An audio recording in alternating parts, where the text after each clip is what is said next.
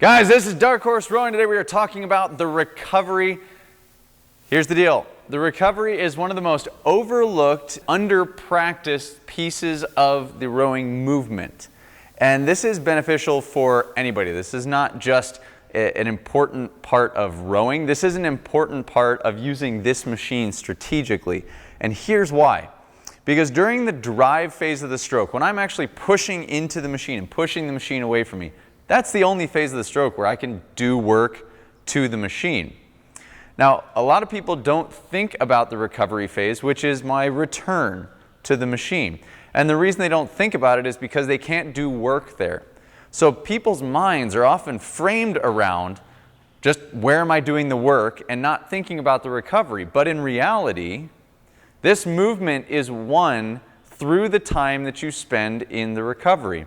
Because you either spend all of your time under tension and tight, wasting energy, or you learn how to put some force into the machine and then relax. And that relaxation is what can win the movement for you. Now here's what I'm talking about. When I'm sitting on this machine,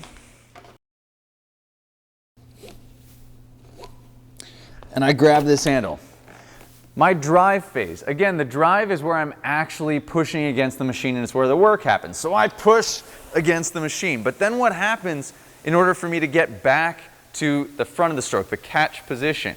How do I get back there? Well, that's the recovery phase. And the recovery is really the opposite of what I did during the drive. So during the drive, those of you that have been watching our videos know that you get this big leg drive, then a hip swing, and then snap the arms into the body. Well, we then move through the recovery. Now, the recovery is the exact opposite, and we do it slow and relaxed so that we can recover. It's called the recovery for a reason. So after I finish the drive, my trunk stays in the same position.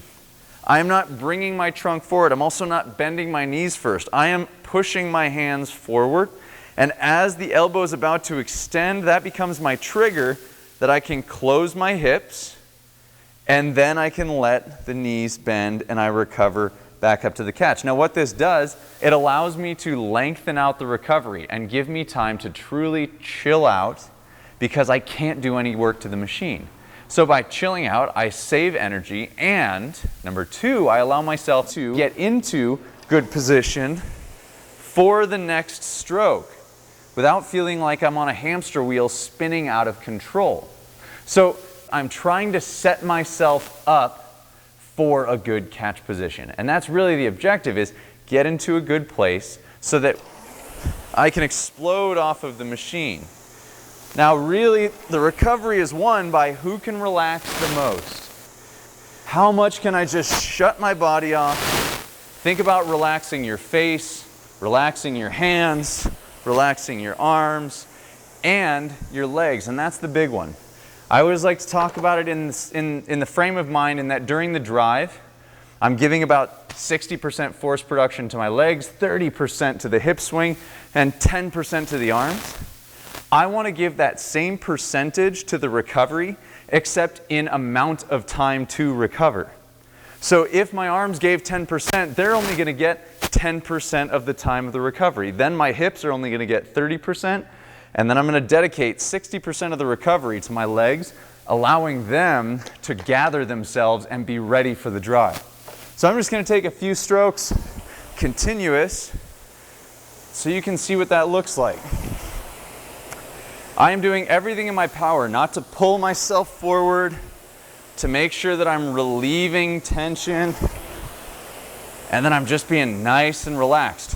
Now, you'll notice I'm at a low stroke rate. Now, even if the stroke rate goes up, I have the ability to relax during the recovery. So while the time of the recovery may speed up, my body still goes into a point of relaxation. All right, so I'm going to show you what that looks like, taking the stroke rate a little higher.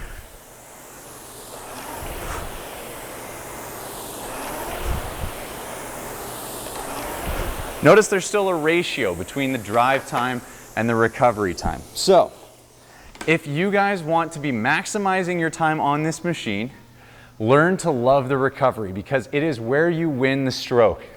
It is where the mechanics come together. By putting a good strong drive and a nice relaxed recovery together, You get a beautifully efficient stroke. This machine starts to become more powerful for you. Your workouts get better, you get faster, and you get more out of this machine. As always, guys, make sure you sign up for our newsletter, The Hustler's Guide to Rowing, where you will get our latest article and video every single Tuesday morning in your inbox. Guys, we are bringing you the latest and the greatest with everything that there is to know about the Concept 2 machine. Guys, we will see you on the other side.